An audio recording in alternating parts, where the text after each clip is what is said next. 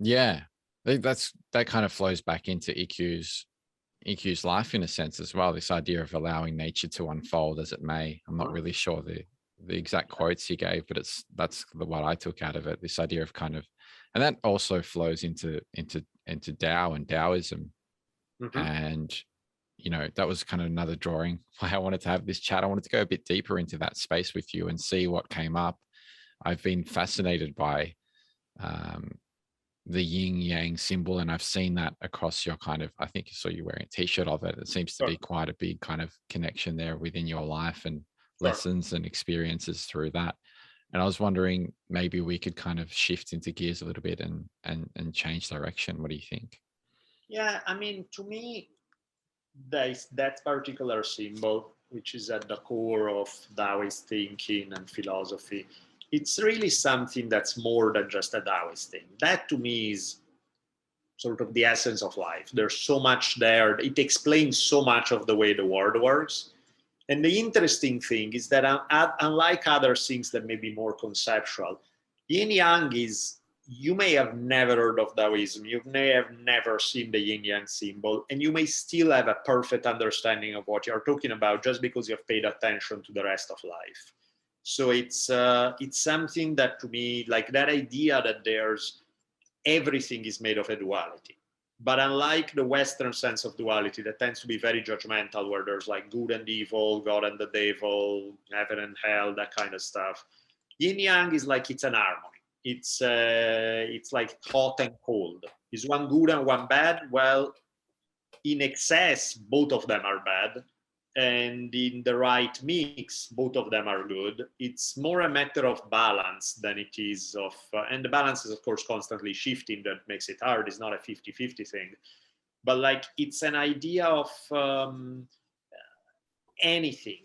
You want to figure out what's the sweet spot. It's not about taking a dogmatic stance about, when you raise kids, you always have to be about structure and discipline and rules. Or no, when you raise kids, you should throw out the window discipline and rules and be more spontaneous and free-flowing.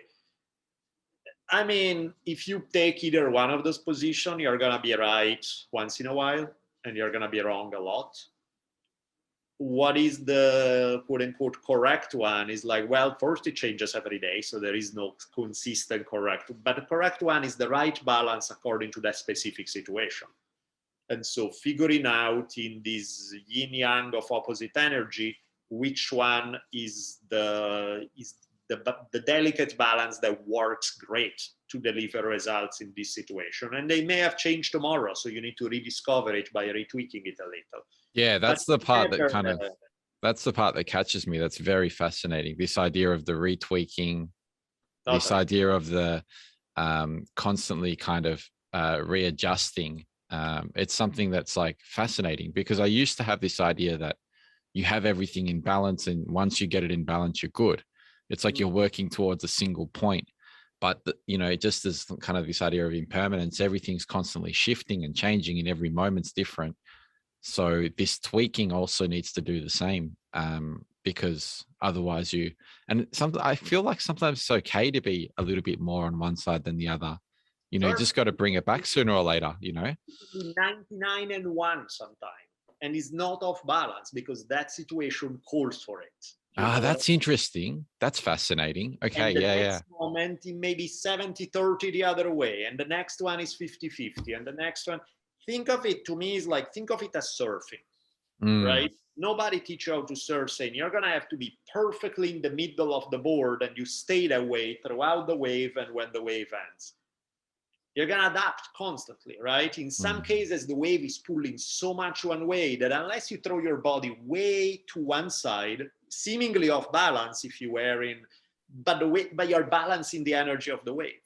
Yeah. The wave is pulling so much to the left that you need to lean right in order to stay on. Probably how the intuition probably comes into that part. And moving into, it's actually like, once you get that click or that little moment of harmony, I think moving into it's another thing. Going to the top of the surfboard's another thing. It's not just knowing that you need to.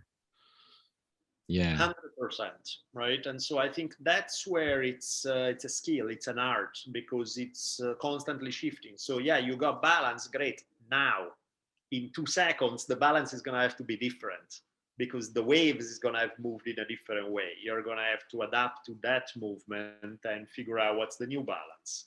And I think that's the gig, right? It's like balance is from 99 and 1 to one side, 99 and 1 to the other, and everything in between. And what's the correct proportion, whichever one the situation calls for, that keeps you stable and working okay. And of course, that's a hard one for people who crave certainty, because he's telling you, sorry to inform you, but you need to figure it out every moment. There is no dogma that you can fall back on. There is no simple answer that works in all context and all situation. It's gonna be different every time. If you enjoyed this clip, the full episode will be made available up here somewhere, so feel free to check that out. If you're someone that's interested in working one-on-one with me and developing your practice of presence, reflecting on your life at the moment, and calibrating your trajectory, then feel free to head over to todaydreamer.com and get in touch. There's also a full catalog of episodes available on the website, which pretty much are there to help you cultivate the practice of presence so that you can more deeply participate in the blossoming of the emergent world story. So there's episodes on rituals, meditation, different ways you can cultivate presence, find meaning in life, working with psychedelics, and a whole host of other things that, surround spirituality and surround this idea of coming back to this moment right here and right now, and deepening almost like your connection with yourself and with others through intimacy, relational practices. There's a whole host of episodes. Feel free to check it out if you're into that kind of stuff. Anyways, thank you for your attention and for sharing this moment with me in the here and now. And until next time, be well.